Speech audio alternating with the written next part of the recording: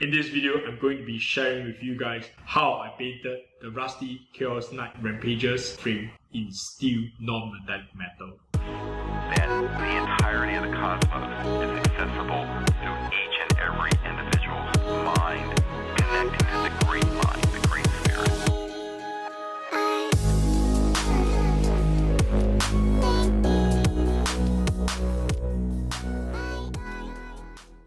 Welcome back to the channel, collectors. So in this video, I'm going to share with you guys some tips and tricks of how I painted the Chaos Knight Rampager's frame in a rusty steel non-metallic metal look. This video is part of a greater series of videos where I paint component by component my Chaos Knight Rampager.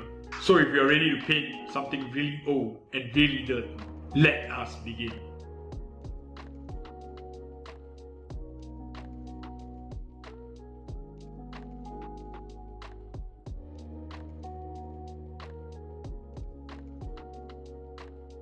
So as I mentioned, reference images are really important. Right here, you can see the reference image for what we are trying to achieve in the end result. Warm rusty tones mixed in with cool blue grey tones for the NMM. So first and foremost, we have already base coated the entire frame in Chimera red oxide mixed in with Chimera black in a 50-50 mix. Right now, I'm overbrushing Joe Sonia raw umber to create a slightly cooler tone, for which the Vallejo model color blue-grey pale will be built upon later. At this point of time, you want to create as solid a coverage as possible for the areas of highlight. Do take note that you shouldn't be covering all the warm red tones that we have established previously with the Chimera red oxide and black, because we want the warm red tones to contrast against the cool grey tones which we will be building in the subsequent stages.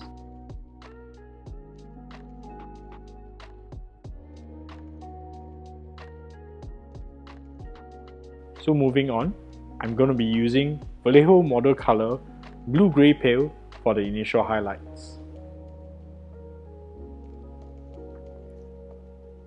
Right here, I'm using the overbrush technique, and if you need a refresher on what the overbrush technique is about, you can check out our introduction to overbrushing. The links will be in the description below. Right here, I'm focusing on areas which will be influenced by light. For this Knight Rampager, I'm painting a top left lighting. So areas which are exposed to the top left corner of this frame will have a lot more of this Vallejo model color blue-grey pale applied in an overbrush method.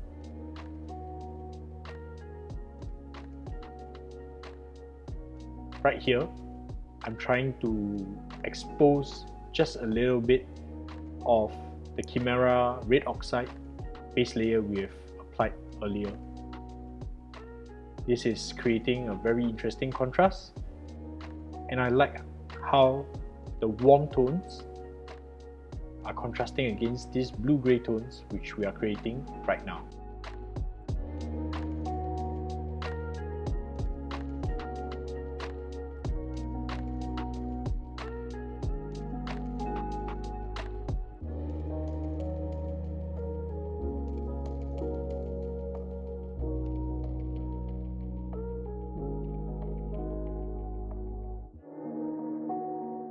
So one question you might be asking is, why am I painting the arm when it's already attached to the frame? This is because I want all the lights to be coherent, and this is the final pose where I'll be photographing this Knight Rampager. When painting non-metallic metal, an important part is to make sure that the lights are coherent with the rest of the model, otherwise that particular part will really stand out like a sore thumb.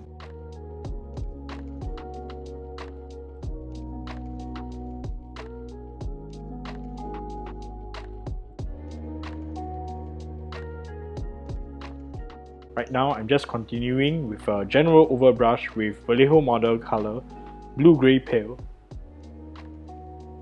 to finish up the rest of the internals before we move on to the next stage.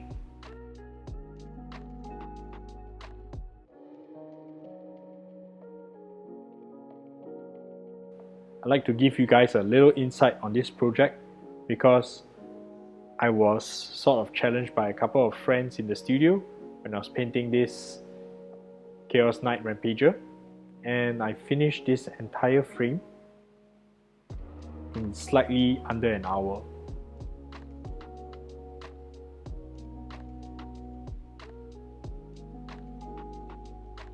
So once we're done with this color, we're going to mix a little bit of WH40 model color, pale grey blue, into the mix. So these two colors have very similar names. One way to tell them apart is by their code. So the code of 70905 is for the darker grey, and the code of 70907 is for the lighter grey.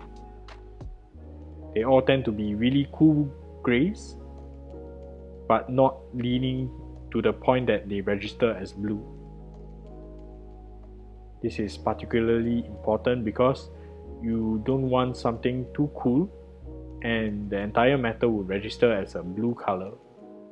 I still want it to register as some kind of steel, and this is the fine line of balance that you should be treading. So focusing on areas that are exposed to the left hand side, I'm placing more highlights to re-emphasize that light is stronger from the left hand side of this model.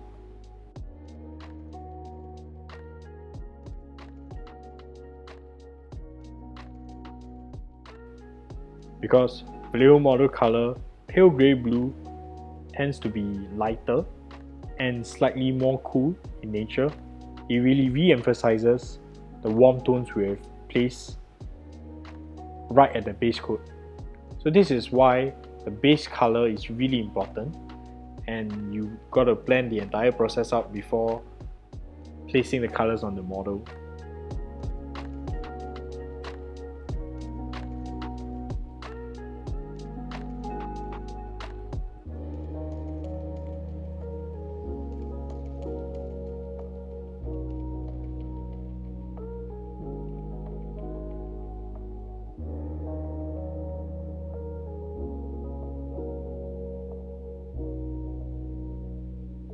So right now I'm placing the final gleams via Overbrush on the model, just picking out some of the details to create more visual interest for this model.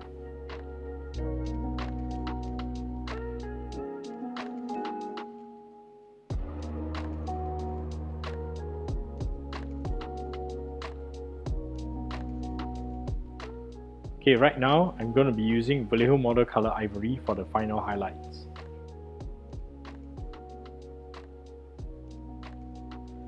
So I'm being very selective of where I place the final highlights so as not to undo all the subtlety which I've done on the previous stages.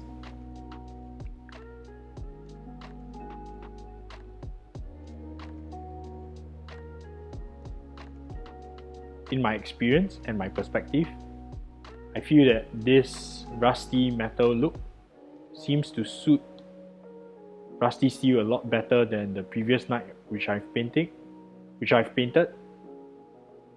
I feel that there is a degree of improvement, and I'd like you guys to follow my improvement as I experiment with different recipes and colors to see which is the most optimal colors, and you guys can replicate them to paint your armies quickly.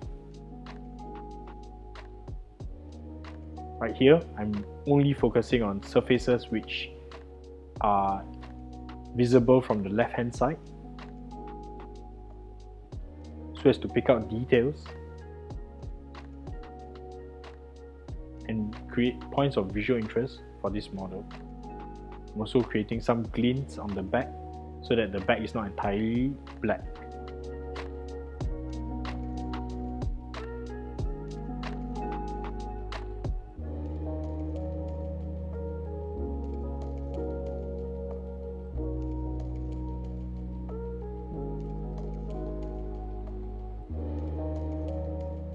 So right here, I'm also working on the darkened side. However, I'm placing a lot less emphasis so that the light side still has more opportunity to shine.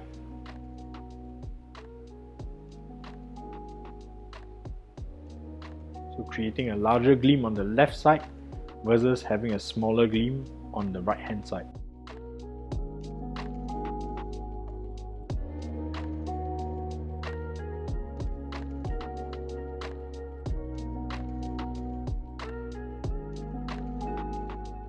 As for the chain sword right here, creating some final gleams on large surface areas. In just a little bit, I'll show you the final results.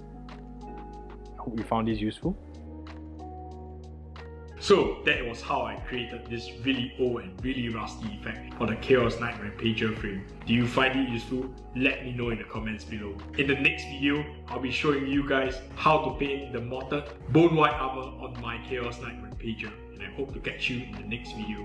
I'd like to take this time to thank my Patreons for allowing me to do this. Because of their support, I'm able to paint and record this awesome tutorial so that we get to become better miniature painters together. The Patreon exclusive video for this time is the Bloody Copper for the Chaos Knight Rampager, and I hope you can support the channel by checking it out. I hope you head on to the Patreon page and support the channel, and for as little as $1, you get to see my finished works earlier than anybody else in this world. However, if you can't become a patron, that's okay too. I'd like to appreciate your time for watching to the end. So if you can help the channel even further, just hit the like and subscribe and all the other stuff, because it really helps us grow. And I hope to see you in the next video. See you.